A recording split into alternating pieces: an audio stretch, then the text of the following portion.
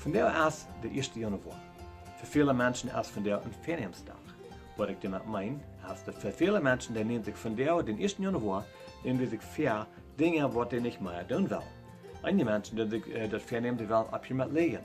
Einige, die sich vernehmen, die wollen ab hier mit stehlen. Einige wollen ab hier mit pflegen. So wieder.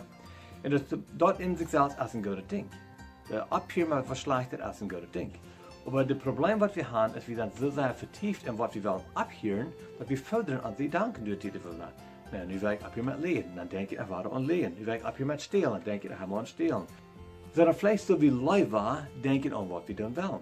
Von der Weg mir an Wahrheit reden. Von der Weg an aufrichtig sein. Von der Weg an meine Früh zu leben. So verschiedene Dinge.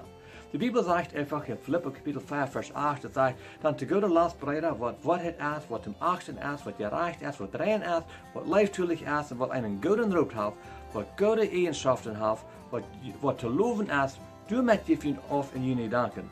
En dat is interessant, hier fängt er an mit jullie danken. Dan sagt er wieder in Vers 9, en ei vriend aan wat je van mij geleerd en gehoord en gezien en gekregen hebben. Dan wordt de Friedensgott met jullie zijn. En dan wie gesagt, Paulus sagt, ik heb je geleerd waarheid reden, ik heb je geleerd oprecht zijn, ik heb je geleerd te leven. Sondern nu denkt an diese Dinge, wat de goed zijn. Dan ei vriend eraan, dan wordt de Friedensgott met jullie zijn.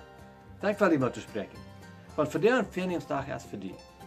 Dan wil ik die moeten spreken, neem die ver, de goede dingen, wat je doen wilt. Wanneer je slechte dingen opvangen is, maar neem die ver aan de goede dingen, wat je doen wilt. Voordat die niet danken met en uit die eraan. Ik ben Henry Redekopp, voor de Karte Aandacht.